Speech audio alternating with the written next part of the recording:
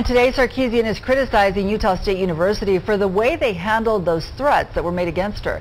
Chris Jones is on that story for us tonight. Chris, Sarkeesian says that USU dropped the ball in this case. Yeah, that's right, and she's tweeting about it. One of her most recent tweets says, USU acted irresponsibly. They didn't even inform me of the threat. I learned about it via news stories on Twitter after I landed in Utah. Well, we talked to USU officials today. They say as soon as they learned about that threat, they contacted Sarkeesian's assistant by phone and by email. They say they talked to her 6 different times, and they asked that the assistant contact Sarkeesian as soon as she's on the ground. What we are learning tonight about Anita Sarkeesian is no matter where she goes, controversy follows.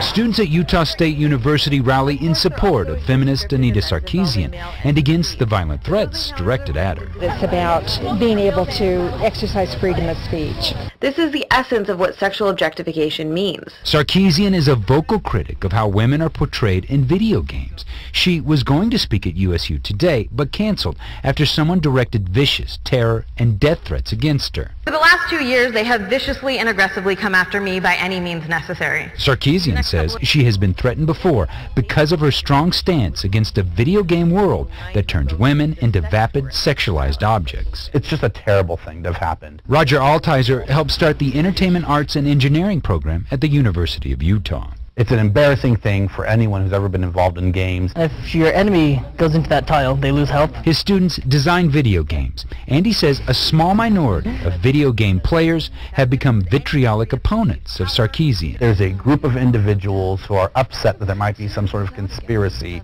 to inject feminism into gaming. It's use the same texture we use on the environment. Altizer says they design in this program. A talk, or are people kind of letting it simmer? And they debate the image of women in gameplay. He says the debate is appropriate. Violence against women is not. Some of those forms are now taking the shape of threats, and that's where people draw the line. It's one thing to have a debate about feminism in games. It's completely unacceptable to start making threats, on the other hand. So those threats are being investigated by local, state law enforcement officials, as well as the FBI. They are looking in to find out exactly where the threats came from, and then obviously if they track that person down, there will be prosecution. Guys, back to you. All right, Chris, thank you.